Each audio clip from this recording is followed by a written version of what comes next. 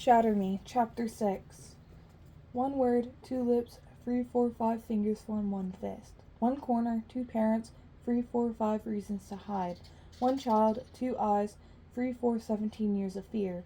A broken broomstick, a pair of wild faces, angry whispers, locks on my door.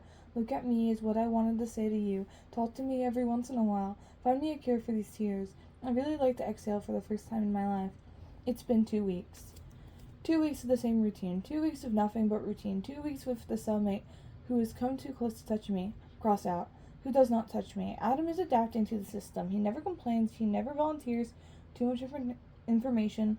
He continues to ask too many questions. He's nice to me. I sit by the window and watch the rain and the leaves and the snow collide. They take turns dancing in the wind, performing choreographed routines for unsuspecting masses. The soldiers stomp, stomp, stomp through the rain, crushing leaves and fallen snow under their feet.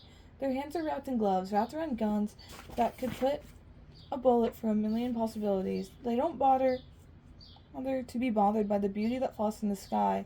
They don't understand the freedom and feeling the universe on their skin. They don't care.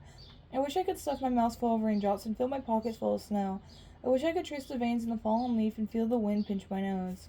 Instead, I ignore the desperation of sticking my fingers together and watch for the bird I've only seen in my dreams. Birds used to fly, is what the stories say.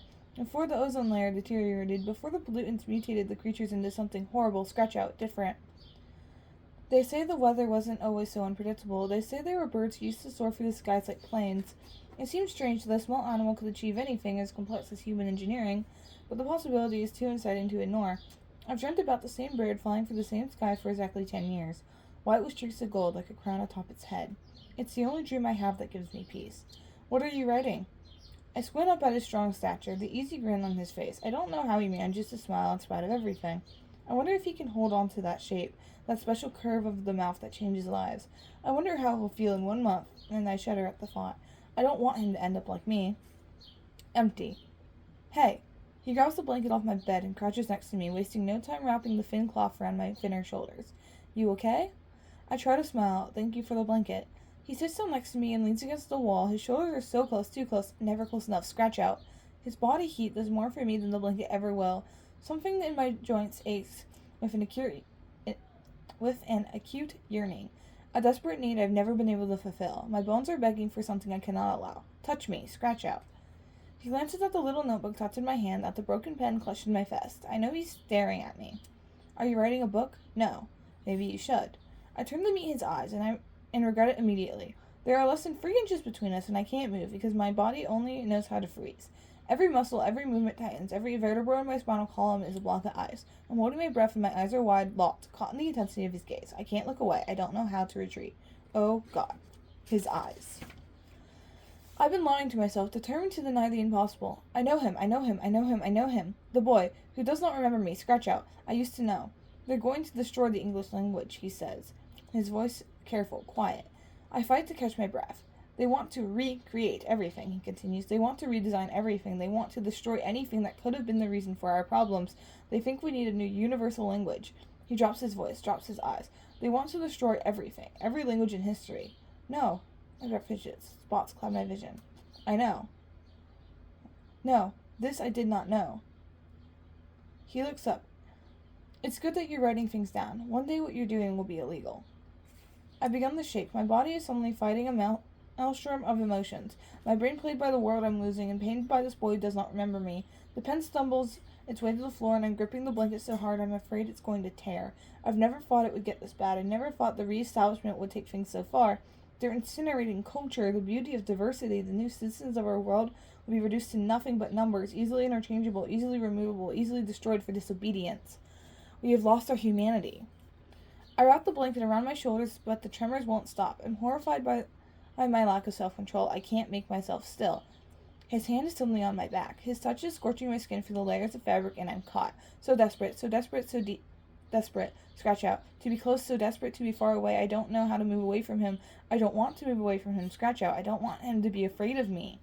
Hey. His voice is soft, so soft, so soft. He pulls my swaddled figure close to his chest, and his heat melts the icicles, propping me up from the inside out. I thaw. My eyes fluttering fast until they fall close, until silent tears are streaming down my face, and I've decided the only thing I want to freeze is his frame holding mine. It's okay, he whispers. You'll be okay. Truth is a jealous, vicious mistress that never ever sleeps, is what I don't tell him. I'll never be okay. It takes every broken filament in my being to pull away from him. I do it because I have to, because it's for his own good. Scratch out. The blanket catches my foot, and I nearly fall before Adam reaches out to me again. Juliet. You can't touch me. My breathing is shallow and hard to swallow, my fingers shaking so fast I clench them into a fist. You can't touch me, you can't. My eyes are trained on the door. He's on his feet. Why not? You just can't, I whisper to the walls. I don't understand. Why? I want you to talk to me. You sit in the corner all day and write in your book and look at everything but my face. You've so much to say to a piece of paper, but I'm standing right here and you don't even acknowledge me. Juliet, please. He reaches for my arm and I turn away. Why won't you at least look at me? I'm not going to hurt you. You don't remember me. You don't remember that we went to the same school for 7 years. Scratch out. You don't remember me. You don't know me. My voice is even flat. My limbs numb, amputated. We shared one space for 2 weeks and you think you know me, but you don't know anything about me. Maybe I am crazy. You're not, he says through clenched teeth. You know you're not. Then maybe it's you, I say carefully, slowly, because one of us is. That's not true. Tell me why you're here, Adam. What are you doing in an insane asylum if you don't belong here? I've been asking you the same question since I got here. Maybe you asked too many questions. I hear his hard exhalation of breath. He laughs a bitter laugh. We're practically the only two people who are alive in this place, and you want to shut me out too? I close my eyes and focus on breathing. You can talk to me, just don't touch me. Maybe I want to touch you. I'm tempted by recklessness, desperate for what I can never have. I turn my back on him, but I can't keep the lies from spilling out of my lips. Maybe I don't want you to.